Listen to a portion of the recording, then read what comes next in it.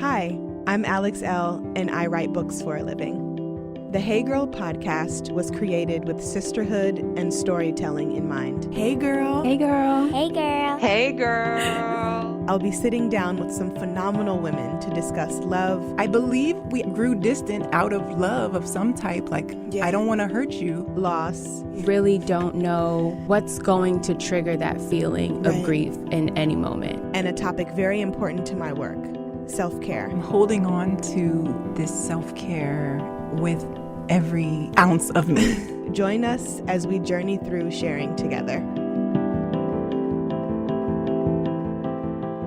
This week's guest is Dr. Seleena Smith. Seleena is a psychologist at a women's prison in Oklahoma. Seleena and I crossed paths because she sent me an email and she wanted to purchase my A Note to Self meditation journals for her journaling group at the prison. That's my favorite part of the week, when I have my journaling group. Initially, Seleena started off wanting to be a school teacher. I loved teaching, but I just felt like something was missing. Like I felt like I wasn't serving in the way that my heart felt congruent to my heart. One day I was watching a documentary or something, but I was just reading about women's incarceration, and come to find out my state has the highest female incarceration rate per capita, like higher than anywhere else in the world. She goes in to a prison every day to assist women in living their best life while incarcerated. I mean, there's so many brilliant women who I just think about the impact that they would have on the world if they were out, just speaking life into them and light, and letting them know who they are and what they have to offer, because they still have a lot to offer. This is Seleena's story.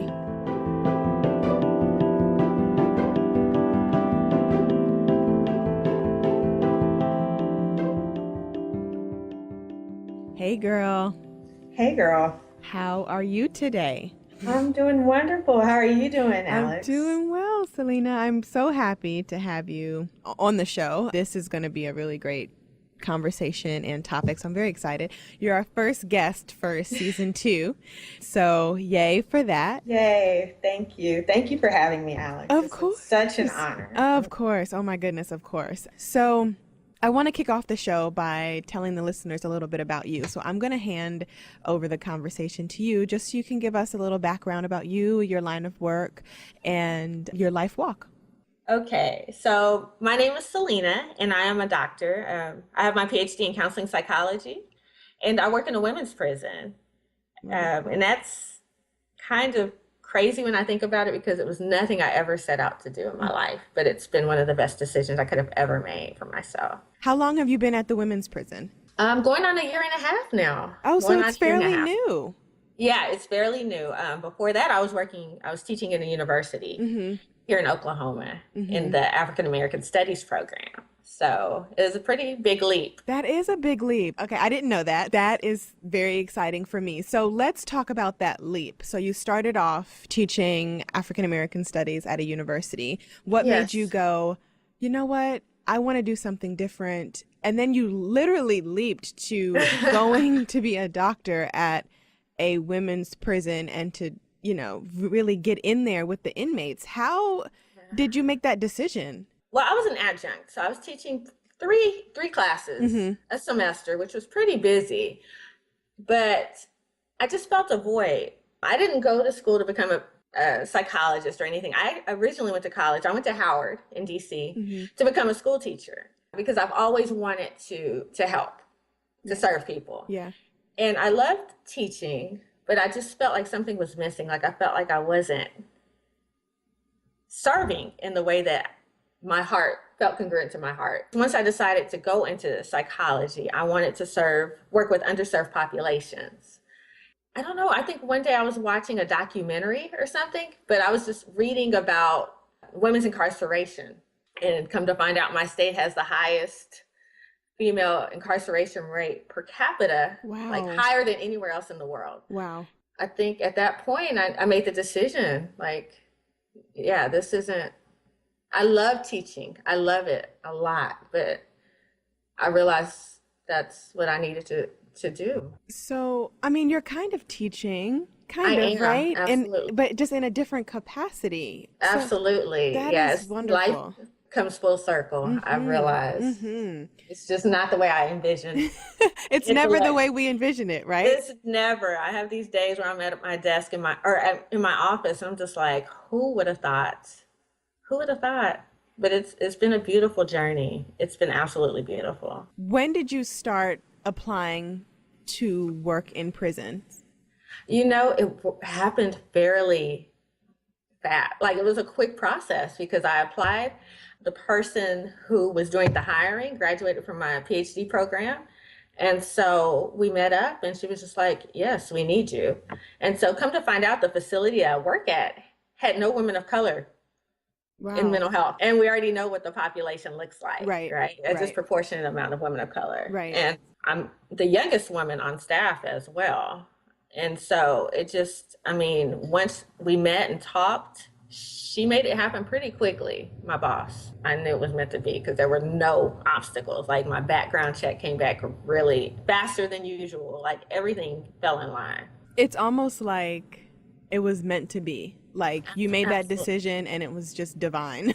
Absolutely. And I have days, I mean, it feels like every day there's something that reminds me that this was meant to be, that it was divine. Whether it's something that, you know, one of the ladies come in to talk to me about, and it's just like something I've dealt with in my own life, or something that I've been, you know, it's every day I have a reminder or something to just let me know I'm where I'm supposed to be. So what does a day in the prison look like? What does a day look like, Alex?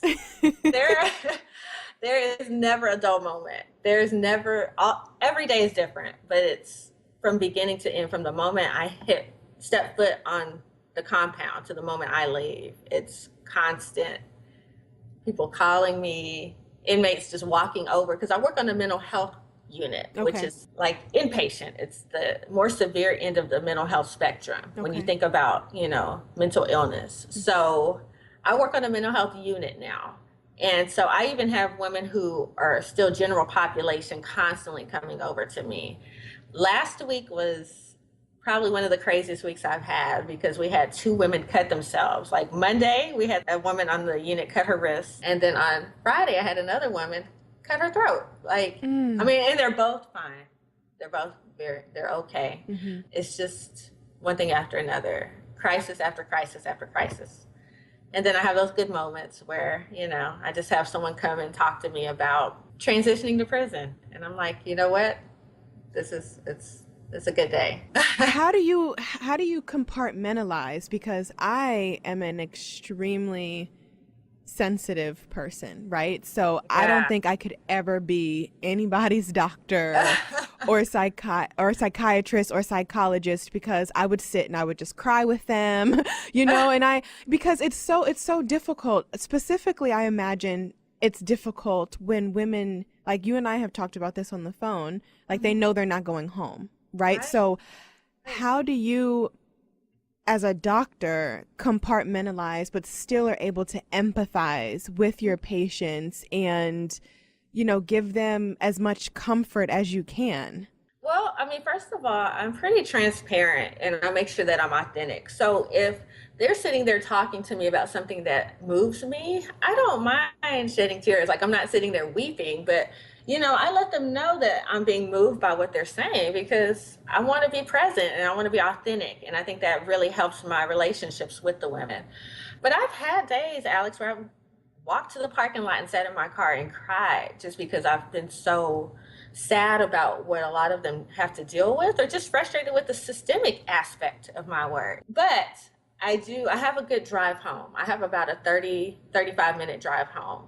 And I find that is really important at the beginning of my day, going into work to get my mind together, and also driving home to kind of just let go of a lot of stuff. So yeah, I'm definitely moved. I have days where I'm just pissed off because a lot of the women are in for nonviolent drug charges. There's no reason why they should be serving 25 years. Wow. For, you know, what they perceive to be, you know, distribution, or, you know, a lot of them have taken charges for their husbands or boyfriends, or, other people in their lives. So it's frustrating. Those are the moments where I'm just really upset and I have to, exercise and do things to really make a conscious effort to let go of stuff. So self-care is really important. Yes. In this job. Very important. So let's talk about that. Let's talk about how the doctor treats herself to self-care. I mean, you work in a very high emotional triggering job, and your duty in your work and in your life walk, because you mentioned it earlier that you want to serve, right? So your duty in life is to serve, is to serve, is to serve, is to give, is to give, is to give. So how do you pour back into yourself as a literal, like you're a giver all day, every day. So how do you pour back into yourself with your line of work? So before I even answer, I was prepared for this question because I listened to your podcast. And I had this internal discussion, Alex, like, am I going to be honest or am I going to just I'm going to be honest. So Good. Honestly, and I think the important thing about this podcast is that it allows us to see that we're more alike than we are different. Like there's so much commonality in us. Mm-hmm. And one thing I struggle with is self-care, Alex. Like the doctor, I'm like one of the biggest hypocrites. I laugh all the time because that's what I'm constantly preaching to the women. Yeah. Like, you need to take care of yourself. You need to make yourself a priority. But I do go overboard sometimes. I give too much and I deplete myself. And, because my work takes so much out of me, I do have a tendency to isolate myself in ways that probably isn't healthy at times. But what I have found is that this job has helped me to create better boundaries. I've done a better job of saying no outside of work, and even at work, but especially outside of work, because I had a tendency to still try to do everything and be everything to everybody in my life outside of work. And I realized I can't do that and still be able to sustain myself at work. I'm so blessed to have an amazing tribe. I'm so blessed to have a great circle around me. Mm-hmm. And so I find that spending time with them or even just talking to them, even if I'm not physically seeing them, is important. I have 2 crazy dogs that keep me on my toes and keep me, grounded in ways that I need to be after work. Yeah. But self-care is something I struggle with. Music is an important part of my life. Finding balance has been a challenge for me. Yeah. So I definitely need to do better, but I have been able to find different ways, just reading, watching TV. Journaling is a huge part of my life. It just allows me to process my days and also kind of think about where I want to be, what I want to do in my life. Yeah. So how did you end up in Oklahoma? Or are you from there? Well, I lived here for a little bit growing up because I have family here. My dad is here. I have siblings here. And I also went to grad school here, my PhD program. So I was here for a while. 6 years for, yes, the PhD journal is quite lengthy. And I came back. I was living in Texas for a while, in the Austin area, and I came back. So what brought me back, in 2013, there was a really bad tornado here that affected a lot of people. And it was actually less than a mile from where my dad and my brother and their families live. And I realized when that happened that I've missed a lot of time with my family because of school and career. And so I moved here to be closer to them for a little bit because I have nieces and nephews that I love dearly. And I realized that at any moment, anything could happen. Yeah. So that's what brought me back. But I'm not sure how much longer I'll be here, Alex. Really? Yes, I love my work dearly, but I can't just be solely focused on career. And I think that's a common issue that a lot of us deal with, is that career versus personal life. And so I've found that my personal life is suffering a bit living here in a state like Oklahoma. Yeah. So I'm kind of opening up to finding out I don't know what my next step is, but Oklahoma, it's been a good chapter, but I'm thinking it might be wrapping up soon. Okay. Well, that is a part of the journey. You know what I mean? It is. And it's never easy to decide when to close your chapter, but you'll find a way. We We always find a way. Absolutely. We always find a way. Do you watch Queen Sugar at all? I started watching it and I couldn't get into it. So Okay, I guess that's a okay. no. Well, the new season started, and there was an episode where the first episode actually, where there was a group of Black women talking about, having their professional lives in order and all of the all these accomplishments, but then on the other hand, still wanting a family and wanting a partner and how to make that work because I think they were most of them were probably in their late 30s, same age as me. And so it really made me think more about, what do I want at this stage of my life? Yeah. I love my work though. And so there's that push makes and pull, it tough. right? Yeah. Yes, absolutely.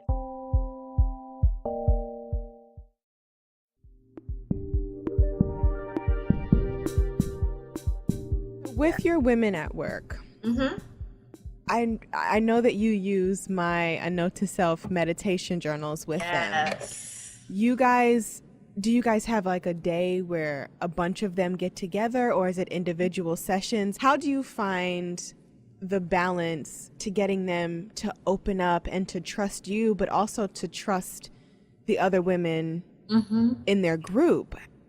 Yeah, that's huge. So for my journaling group, I was very intentional with the women that I put together. Okay. And they were all women that I've worked with individually. And I spent a lot of time thinking about just chemistry and life story. Well, I really didn't think that much about their life stories. I just thought more about who I knew them to be. And it was amazing. It was amazing to see them even when they first got together, because some of them knew each other and some of them really didn't. And what happened was they all had this common thread of being mothers who had lost their children at some point, and they were all struggling with forgiveness. So I think it was divine in terms of how they all came together. And just to see them developing relationships over time has been transformative for me. So it's been a gradual process, but I think as they slowly started sharing stories, and of course, there's usually one or two who are a lot more upfront and forthcoming about their stories, which made the group safer for the other ones to open up as well and be vulnerable. And so that has just, I mean, that's my favorite part of the week when I have my journaling group. That's so amazing. Yeah. And then I also use your journal with some women individually as well, though. And that's been just as powerful because, concepts like self-care are things that they've never even thought about or heard up until now, which is something that I think we take for granted. Yeah. But they've been, so focused on everything else. A lot of them were just like a deer in headlights when I brought up self-care and how do you take care of yourself or self-forgiveness. Yeah. What were their responses when you were asking, what does self-care look like to you, or what does self-forgiveness look like to you? Some of them said, I've never even thought about forgiving myself. I just want X, Y, and Z to forgive me. Or I've been just so focused on, beating myself up all the time. Wow. Self-care, I had to, Explain in the group, it. I had to explain what that meant. Yeah. And then I realized also there's so much that I take for granted, being free, right? Yeah. Or quote unquote free. Yeah. I started using examples when I was talking about self-care. I was bringing up examples of things that they don't have access to. I know. I was just going to say, so self-care for women in prison looks very different from self-care for women who are not in prison. Yes. So, okay. So that's what I really wanted to touch on that. So I'm glad you brought that up. How are they supposed to grasp and attain and maintain their self-care locked up behind bars? A lot of it was me allowing them to tell me what, once we actually talked through what it meant, they were able to kind of say, oh, okay, so maybe taking some time out for myself in the morning before, everybody's out on the yard and just being outside and breathing and looking at the sky and just taking some time to just be in the moment. Yes, that's right. Yeah. Or, exercising, like they have exercise classes that they do that are kind of like Zumba. So realizing that instead of spending time with their partner or trying to take care of their friends, that they would take this time out every day to go and work out. Eating how they eat, and there's still limitations to how they can eat. Like they don't get fresh fruit and vegetables like we do. Wow. So when I come to work with salads and stuff, they're just like, Dr. Smith, like, do you know how long it's been since I've had a salad? And that's, and when you think about it, food affects everything. Absolutely. Your mental health, your physical health, like everything. And so, but, making the decision to eat less junk food, even if it's not fresh food, they're eating less junk food. What do they get to eat? Oh my gosh. Like, it's so crazy, like, because I'm literally over here, like, with my eyes getting so full and watery because I just can't even. Yeah. And I still have moments like that. They may get, hot links or bologna sandwiches, or on good days, they get hamburgers, or they may get something that's turkey with gravy. And, Where are their vegetables? Like, they don't like. The vegetables are usually like maybe canned green beans or peas or, something like that. But no, it's unless they have the money to go to canteen, and they may be able to get, an onion or, just something here and there. No, or a lot of their stuff is frozen, frozen fruits and veggies. So I want to ask you something. Absolutely. Go ahead. A friend of mine, and this might be just me trying to get like a therapy session, but I'm going to ask you. That's what I'm here for. So a friend of mine texted me the other day and said, do you think that everybody is privileged in some way? And I told her no.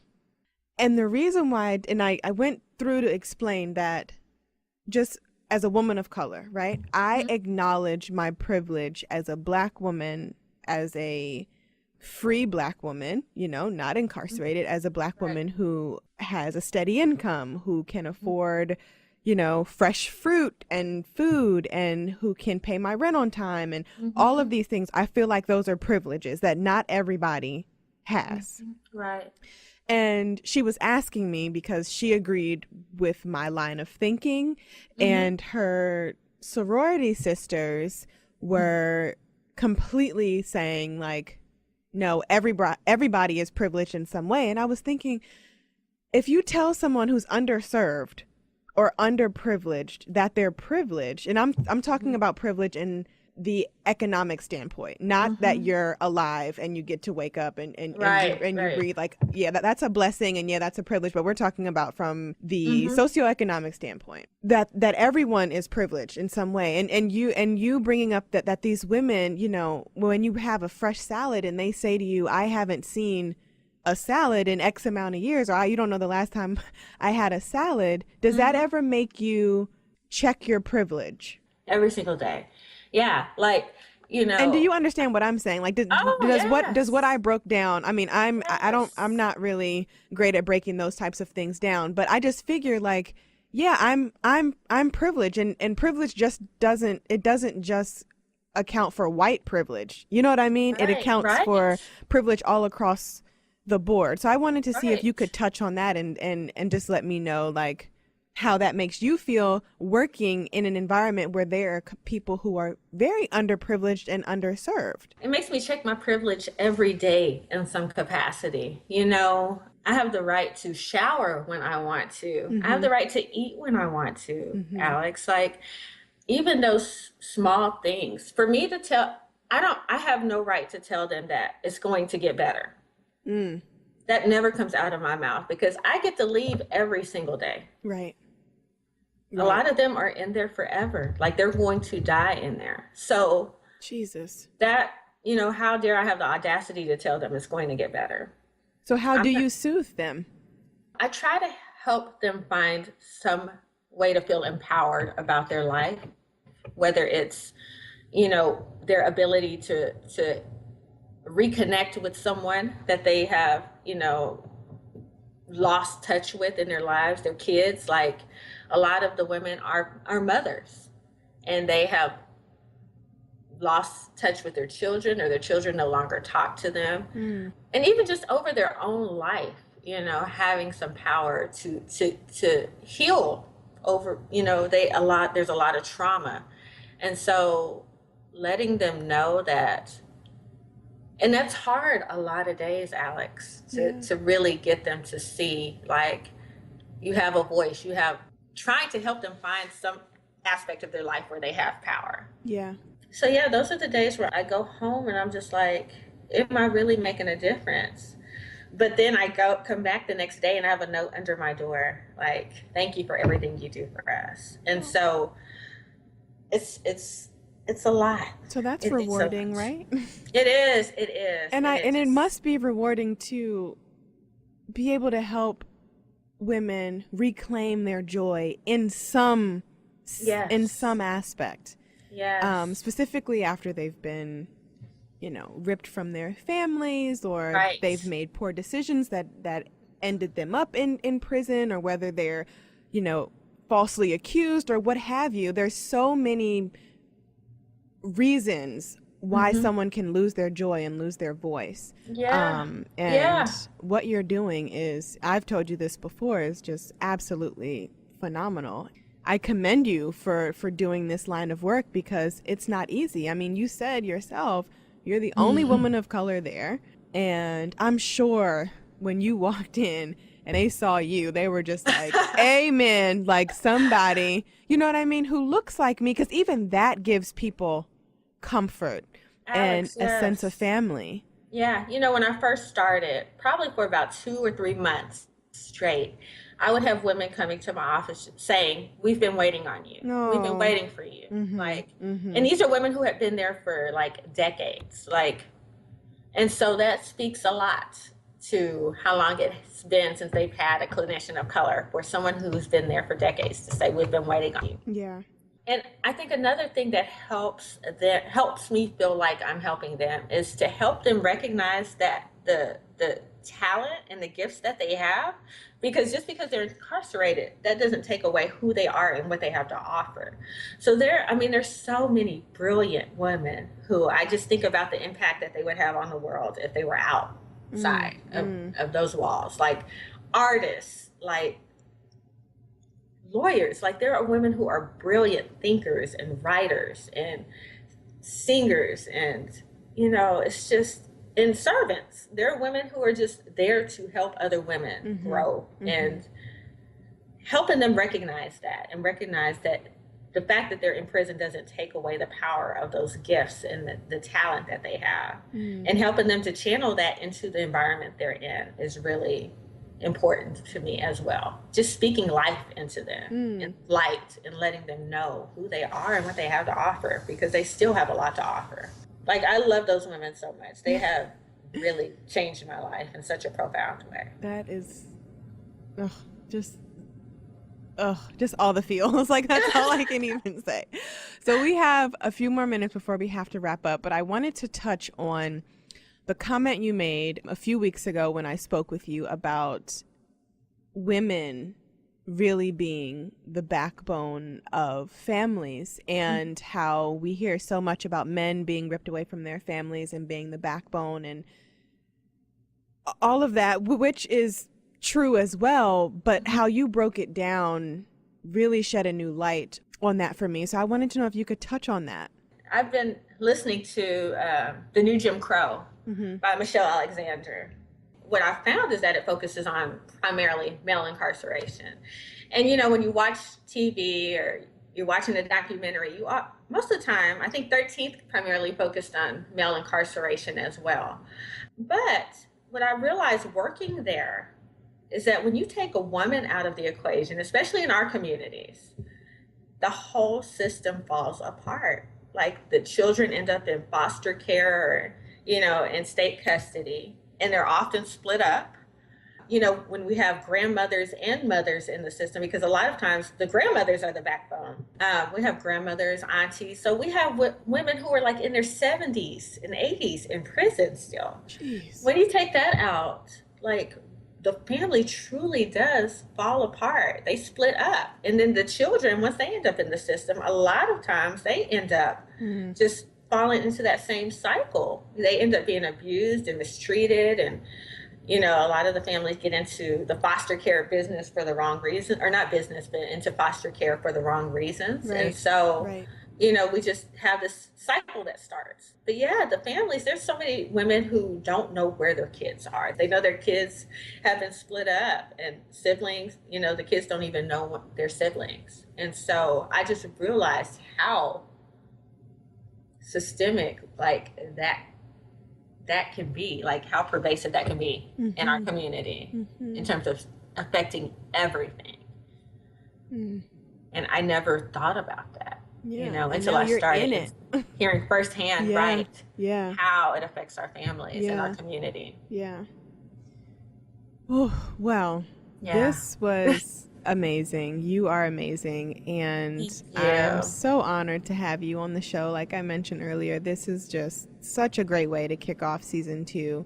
Before we wrap up, I do want to give the listeners a chance to get to know more about you and where they can follow you and maybe stay in touch, ask questions. I know we have a lot of college students who listen to this podcast who may be going into the same field or line of work as you. So please feel free to share your social media, your blogs, anything that you want for people to, you know, connect with you. I would love to. And especially college students. I'm a first generation college graduate on my mother's side of the family. So if there's anybody I can help with this journey of trying to navigate, I would love to. My email address is Seleena, SELEENA Smith, PhD @gmail.com. You can find me on Instagram. You can look in to get a glimpse of my personal life on Instagram, and that's Leena, LEENA PhD. And I really need to start blogging, Alex. Like you, I've had so many people tell me that. So I am going to look into blogging because I really do have a lot of stories that I can share with people. I'll be tuning in when you do. Please, yes. And I just want to take a second to thank you for all that you do for women, for our community, and especially for the women that I serve. You have changed their lives. Like I have your books and I read, you know, different poems and different things that you've written to them. And like I told you, your affirmations and stuff are on my computer, so they see them on my screensavers, and you have no idea how many people you touch every single day. So I just want to thank you for all that you do, and you've helped me tremendously over the past 3 or 4 years. And Thank you. This was even before you knew me, so you're an incredible woman and you're doing great work. So I want to thank you as well. Thank you. I appreciate those words. And I look forward to coming to visit the women. We're going to make that happen in 2017. Let's do it. And it's going to be great. So thank you so much. And thank you. I appreciate you. Thank you. I appreciate you as well. Thank you. It's been a pleasure. Talk to you later. All right. Bye-bye. Bye.